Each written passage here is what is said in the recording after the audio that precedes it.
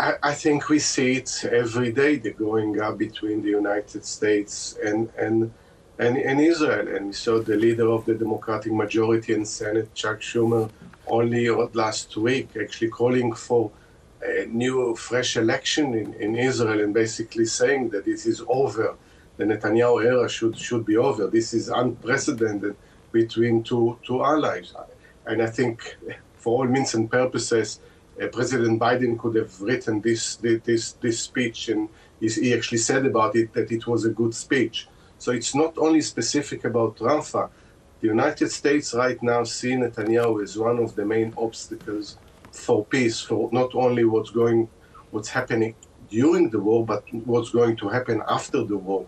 And they would like to see elections and a new government there.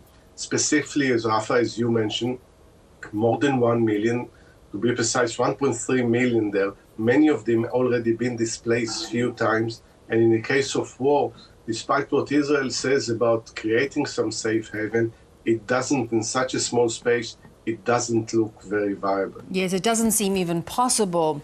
It seems yet another example of Israel saying that they will take precautions, but in reality they are not. How are we to interpret that?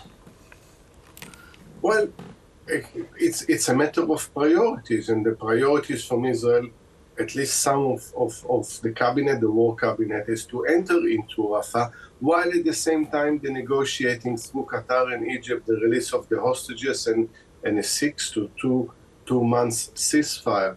And there is one argument that only pressure on Hamas will bring the hostages back, which is, to me, doesn't sound very reasonable.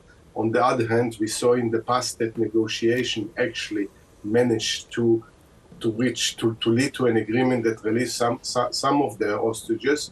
But there is a school of thought before government. They will talk about releasing the hostages, but they put ending the war through invasion or incursion into Gaza and what they see finishing the leadership of Hamas as a top priority.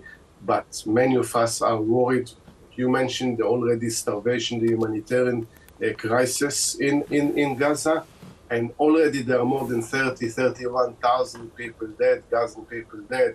What would happen if Israel enter into a huge operation in Rafah? Yeah. You know, when you talk about the catastrophic levels of starvation now and hunger that many Gazans are suffering, critics say it goes beyond what is happening in Gaza. It feels as if Israel's intentions go beyond containing Hamas at this point. Their actions don't match up with just simply containing Hamas. And that's whether Israel sees it as a byproduct of that, which it can't be because there is a civilian population. The end result, again, if you listen to the foreign minister of the European Union, Josep Borrell, he says that there is deliberate starvation. The head of UNRWA, Philip Lazzarini, talked about this is man-made starvation, so it can be prevented by allowing more lorries, more trucks to enter into that. But if Israel set itself to destroy Hamas, what looks over the last 5 months that it declared war on Palestinian people, on the population in Gaza, otherwise it should separate between its responsibility according to international law, to the convention that it signed, to look after, to ensure that there is no humanitarian disaster, there is no starvation, that the population is not targeted or not treated as collateral damage while it fights with Hamas. Yeah. What is it going to take, do you think, for the US to withdraw support for Israel? I mean, that would be unprecedented.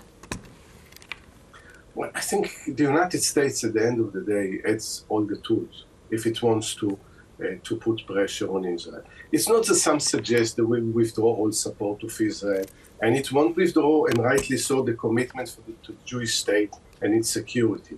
But it can send clear message. For instance, it can not veto in the Security Council a call for a ceasefire. For what? It cannot veto, for instance, recognition of Palestinian state as a state. There are enough tools in the American toolbox to send a clear message to Israel that support, yes, commitment to its security and well-being, definitely, but not allowing it to create to prevent Palestinians from the right for self-determination, to conduct a war that kills so many Palestinians and create the humanitarian disaster that we see, and not conduct it in the way that destabilize the region and beyond.